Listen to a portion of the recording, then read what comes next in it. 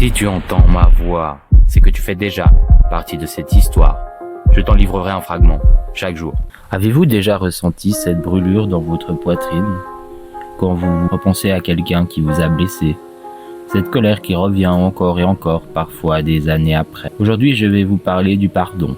Pas comme on vous l'a peut-être enseigné, mais comme un acte de libération profonde pour vous-même.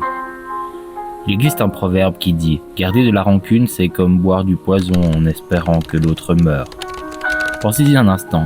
Quand vous êtes en colère contre quelqu'un qui souffre vraiment, la personne qui vous a blessé continue probablement sa vie. Elle dort, elle rit, elle avance. Mais vous ruminez. Votre cœur s'accélère, votre estomac se noue. Votre sommeil est perturbé, vos pensées tournent en boucle. La colère et la rancune ne punissent pas l'autre. Elles vous emprisonnent, vous.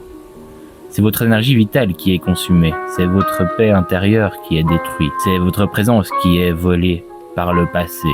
Le pardon n'est pas un cadeau que vous faites à celui qui vous a blessé. Le pardon, c'est la clé que vous utilisez pour sortir de votre propre prison. Pardonner, ça ne signifie pas oublier ce qui s'est passé, dire que c'était ok, renouveler une relation toxique, être faible ou naïf. Pardonner, c'est simplement décider.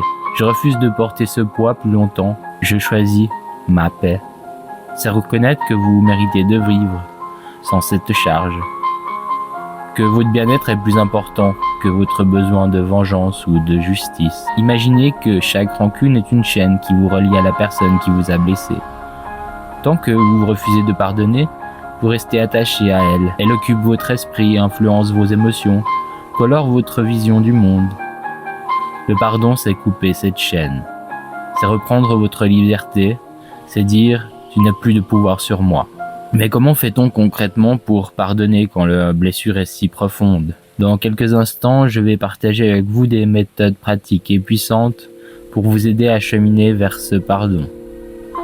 Je vous explique tout, en partie 2. Et si tu as aimé, on se retrouve demain.